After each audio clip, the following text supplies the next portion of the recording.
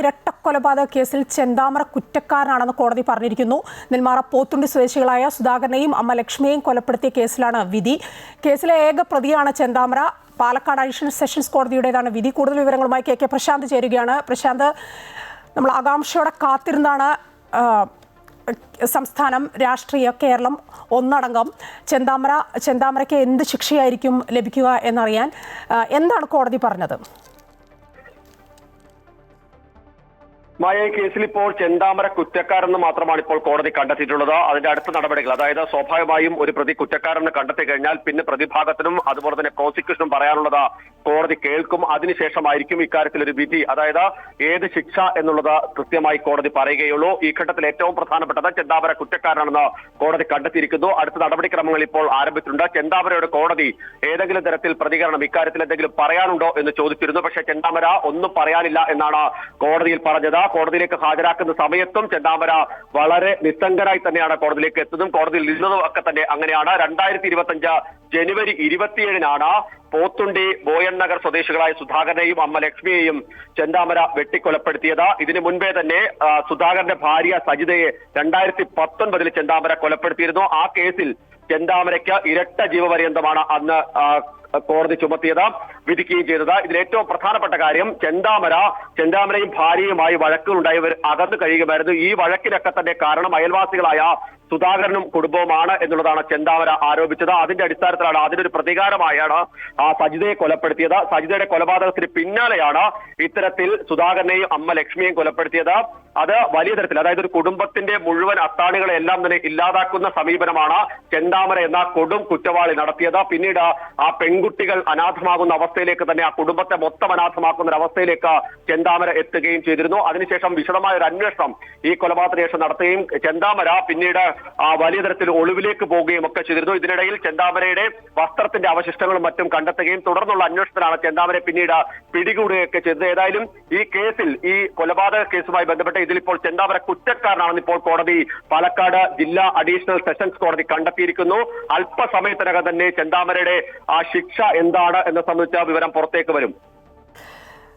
വിധി പറഞ്ഞത് കൃത്യം നടന്ന 1.5 വർഷത്തിന് ശേഷമാണ് പ്രശാന്ത്. ഇനിയിപ്പോൾ അറിയേണ്ടത്, പ്രശാന്ത് പറഞ്ഞ പോലെ തന്നെ, ഏത് തരത്തിലുള്ള ശിക്ഷയായിരിക്കും ചെന്താമരയ്ക്ക് കോടതി വിധിക്കുക എന്നതാണ്. അത് ഉറ്റുനോക്കുന്നുണ്ട്. എന്താണ് നിയമവിദഗ്ധരിൽ നിന്നൊക്കെ അറിയുന്നത്? ഏത് തരത്തിലാണ്? ഇക്കാര്യത്തിൽ പരമാവധി ശിക്ഷ നൽകണം എന്നുള്ളതാണ് പ്രോസിക്യൂഷൻ ആവശ്യപ്പെട്ടിട്ടുള്ളത്. നേരത്തെ തന്നെ, അതായത് ഒരു കേസിൽ നിലവിൽ ഇരട്ട ജീവപര്യന്തത്തിലാണ് ആ ചെന്താമര ഉള്ളത്. മാത്രമല്ല, അതൊരു കൊലപാതകമാണ്, ഇത് ഇരട്ട കൊലപാതകമാണ്. സ്വാഭാവികമായും മറ്റു തരത്തിലുള്ള ശിക്ഷകൾ തന്നെ കോടതിയുടെ ഭാഗത്ത് ഉണ്ടാകുമെന്ന് തന്നെയാണ് നിയമവിദഗ്ധർ വ്യക്തമാക്കുന്നത്.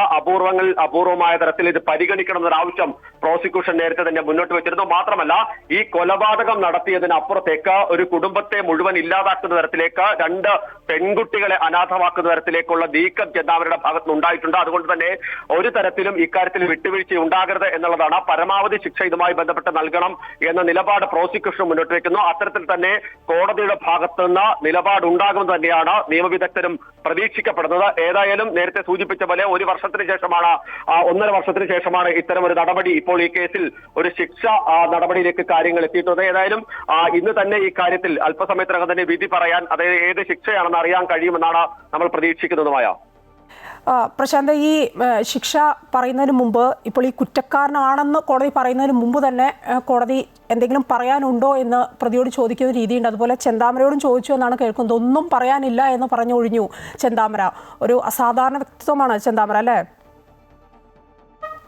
തീർച്ചയായും.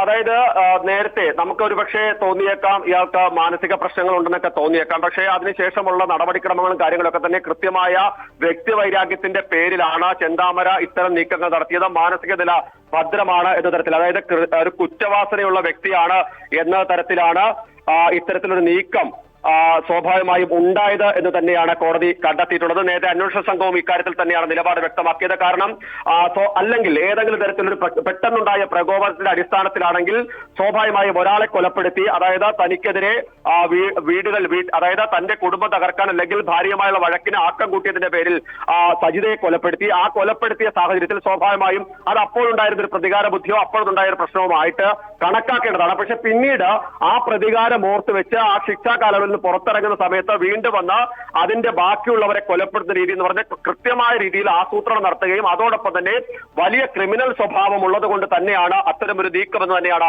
വിലയിരുത്തപ്പെടുന്നത്. അതുകൊണ്ട് തന്നെ ഒരു തരത്തിലും ഇക്കാര്യത്തിൽ ഒരു പശ്ചാത്താപം ചെന്താമരയുടെ ഭാഗത്തുള്ളതായിട്ട് മനസ്സിലാക്കിയിട്ടില്ല. അതാണ് കോടതിയിലും ചെന്താമര നിശബ്ദത പാലിച്ചതെന്നാണ് നമുക്ക് മനസ്സിലാക്കാൻ കഴിയുന്നത്. കോടതിയിലേക്ക് കൊണ്ടുവരുന്ന സമയത്തും സമാനമായ രീതിയിൽ തന്നെ ഒരു തരത്തിലുള്ള പ്രതികരണം കാണിക്കാതെ വളരെ നിസ്സംഗതയോടുകൂടി തന്നെയാണ് കോടതിയിൽ എത്തിയതും കോടതിയിൽ നിന്നും അങ്ങനെ തന്നെയാണ്. എന്തെങ്കിലും പറയാനുണ്ടോ എന്ന് ചോദിക്കുന്നത് സ്വാഭാവികമായും കോടതി ഒരു വിധി എന്ന നിലയിലേക്ക് കാര്യങ്ങൾ എത്തിയിട്ടുണ്ട്. ആ കാര്യത്തിൽ ഏറ്റവും അവസാനമായി പ്രോസിക്യൂഷനും പ്രതിഭാഗത്തിനും പറയാനുള്ളത് കേട്ട ശേഷം അടിയന്തര തീരുമാനം വളരെ പെട്ടെന്നുള്ള തീരുമാനം ഉണ്ടാകും. അത്തരമൊരു നീക്കം നടത്തി അതിൽ സാധാരണ നടപടിക്രമെന്ന നിലയിൽ ഇത്രയും കേസിൽ പെട്ട ഒരാൾക്ക് എന്തെങ്കിലും പറയാൻ ഇക്കാര്യത്തിൽ, അതായത് തനിക്ക് വ്യക്തിപരമായി മനോവിഷമം ഉണ്ടാക്കിയത് കൊണ്ടാണ് ഇങ്ങനെ ഒരു കൊലപാതകത്തിലെത്തി എന്ന തരത്തിൽ തന്നെ ഒരു കാര്യം പറയുന്നു എന്നുള്ള തരത്തിലേക്കായിരിക്കും കോടതി പ്രതീക്ഷിക്കുന്നത്. പക്ഷേ ചെന്താമര അക്കാര്യത്തിൽ നിസ്സംഗത പാലിക്കാനുണ്ടായത്. മാത്രമല്ല ഈ കേസുമായി ബന്ധപ്പെട്ട നിരവധി ആളുകൾ മൊഴി മാറുന്ന അല്ലെങ്കിൽ കൂറുമാറുന്ന സാഹചര്യമൊക്കെ തന്നെ ഉണ്ടായിരുന്നു. അതിനൊരു കാരണം ചെന്താമര ഇത്തരത്തിലുള്ള ക്രിമിനൽ വാസനയുണ്ട് അല്ലെങ്കിൽ ഇത്തരത്തിൽ കൃത്യമായി പകയോടുകൂടി പക വീട്ടാൻ ഒരുങ്ങി നടക്കുന്ന ആളാണെന്ന് പിന്നീട് ജനങ്ങൾക്കൊക്കെ പ്രദേശവാസികൾക്കൊക്കെ ബോധ്യപ്പെടുകയൊക്കെ ചെയ്തതാണ്. ആ കുട്ടികൾ പോലും പിന്നീട് ഭയപ്പെട്ട് തങ്ങളുടെ ജീവിതം എങ്ങോട്ട് മുന്നോട്ട് പോകുമെന്ന് അറിയാതെ പകച്ചു നിൽക്കുന്ന കാഴ്ചയൊക്കെ നമ്മൾ കേരളം കണ്ടതാണ്.